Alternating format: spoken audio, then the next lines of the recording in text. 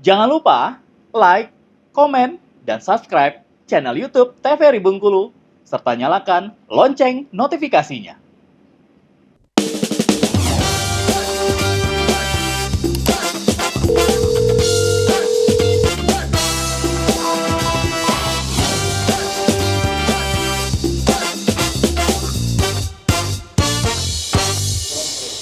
Ya pemirsa, kembali lagi tentunya di Dokter Kito, bersama Kito Sehat. Nah tadi kita sudah banyak membahas mengenai infeksi telinga luar ya dok ya. Tadi sudah dijelaskan juga tadi ada beberapa contoh gambar gitu ya ketika kita terkena infeksi ini. Tadi juga aku sempat menanyakan nih apa sih dok yang dirasakan nih ketika ada di posisi ini. Apakah perih, gatal atau seperti apa? Oke, mungkin aku sambil berdiri aja ya biar kita bisa sambil lanjut ya. Jadi kalau ditanya apa sih yang dirasakan ya gitu, pasti yang pertama tuh adalah nyeri ya. Dari merahnya aja mungkin kita lihatnya serem banget gitu ya. Untung aja karena yang lihatnya harus pakai alat aja ya, otoskop gitu, jadi masyarakat nggak bisa ngelihat secara langsung dan nggak bisa ngelihat diri sendiri, jadi memang harus melalui proses pemeriksaan gitu. Nah ini pasti nyerinya tuh nyeri yang hebat. Kemudian akan ada gangguan pendengaran. Kenapa ada gangguan pendengaran? Karena liang telinganya ini kan bengkak nih ceritanya, sehingga liang telinga ini kan seperti saluran ya. Gampangnya sih pemirsa mungkin bisa membayangkan kayak sebuah pipa gitu ya.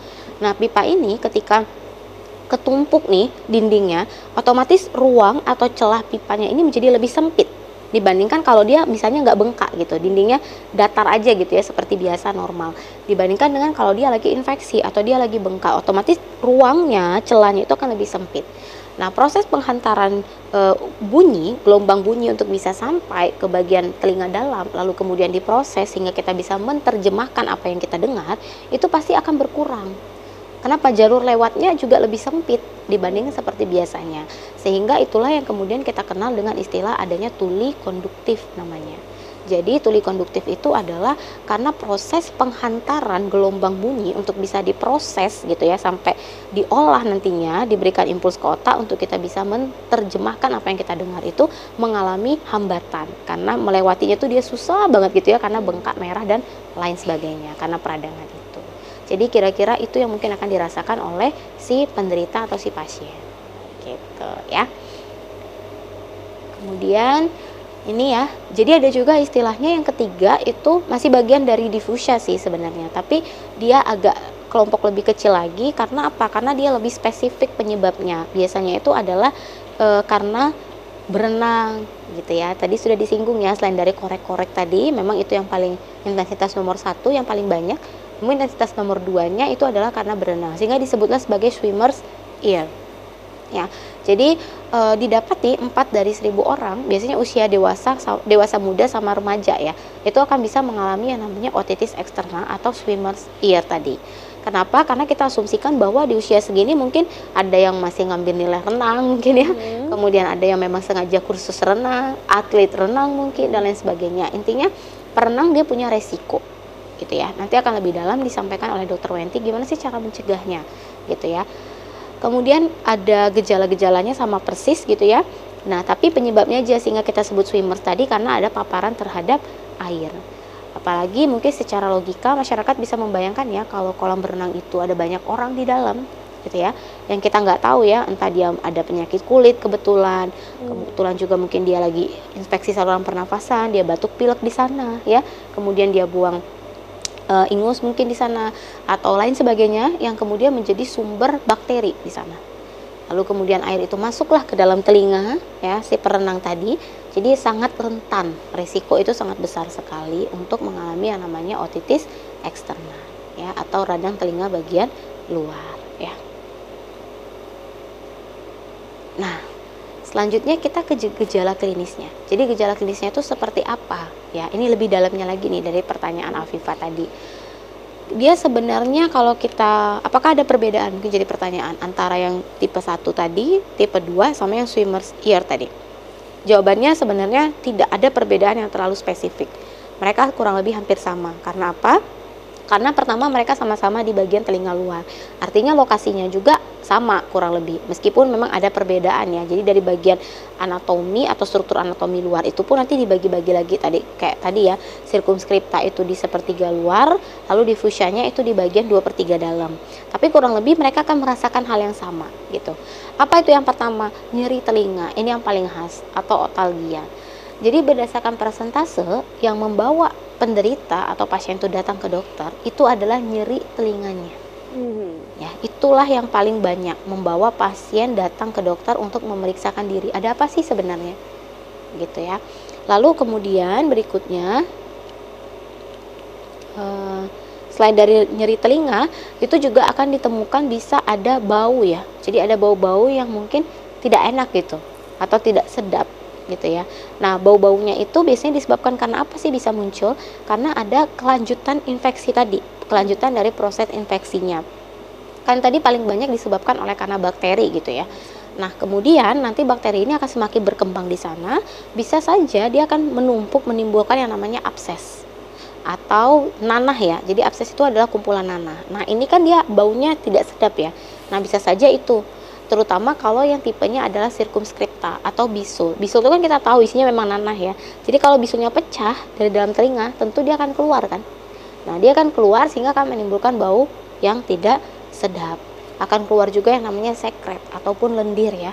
Nanti biasanya si penderita atau si pasien ini dia akan bercerita, selain dari nyeri telinga apalagi yang dirasakan misalnya. Nah, pasiennya itu akan bilang, iya dok, ada keluar juga dok kayak cairan-cairan bau busuk gitu. Biasanya bisa warnanya putih kental atau kekuning-kuningan kental seperti itu ya. Nah, kalau misalnya ditanya gejala klinis untuk yang tipe yang kedua, yang difusia, itu gimana? Apakah sama atau tidak? Kurang lebih sebenarnya hampir sama. Nyeri telinganya itu dominan, kemudian juga ada bisa disertai dengan demam ya sebenarnya ya. Karena apa? Karena proses infeksi ya. Kita tahu bahwa respon tubuh ketika ada suatu penanda infeksi dalam tubuh kita itu adalah dengan demam. Adanya peningkatan atau kenaikan suhu tubuh. Nah, itu bisa saja terjadi, terutama pada anak-anak biasanya. Jadi anak-anak itu demam, kalau dia nggak batuk, nggak pilek, nggak mencret, itu boleh kita pikirkan jangan-jangan salah satunya dari bagian telinga, hidung atau tenggorokan. Oh, itu bisa juga berkaitan ya dokter ya? Iya.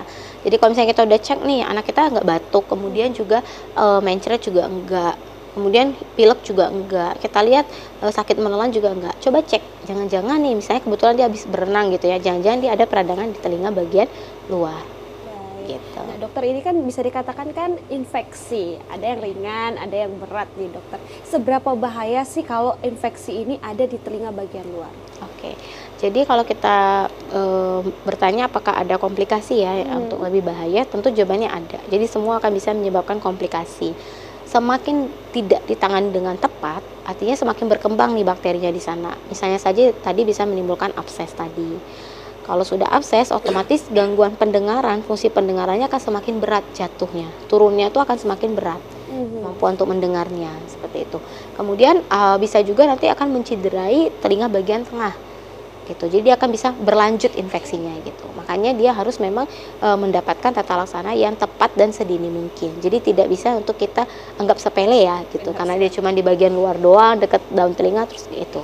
Karena tadi bahkan pada anak-anak bisa menyebabkan demam tadi. Nah, demam yang terlalu tinggi kalau kita tanya-tanya lagi bisa menyebabkan kejang demam nantinya ujung-ujungnya. Jadi memang kalau ketika kita merasakan perih di telinga langsung dibawakan ke vaskes terdekat gitu ya, tentunya. Jangan kembali lagi memasukkan tidak boleh korek telinga ke telinga, karena biasanya di kaum awam apalagi masyarakat gitu ya, ketika ini sedikit bingung antara gatal atau perih biasanya. Jadi ketika aduh kayaknya gatal nih, nah langsung dimasukkan. Itu kira-kira nih kalau misalnya sedang infeksi di telinga, tapi kita tidak merasa kalau itu perih, terus kita bersihkan aja seperti biasa, itu dampaknya apakah lebih parah lagi dokter? Tentu akan lebih parah. Jadi kalau lagi infeksi misalnya belum terlalu terasa sama si pasien, tapi kita masukin tiap hari, tiap mandi gitu ya, karena ini kan memang yang teori yang kurang tepat ya, yang masalah masukin air pada waktu sudah mandi itu kan tidak tepat.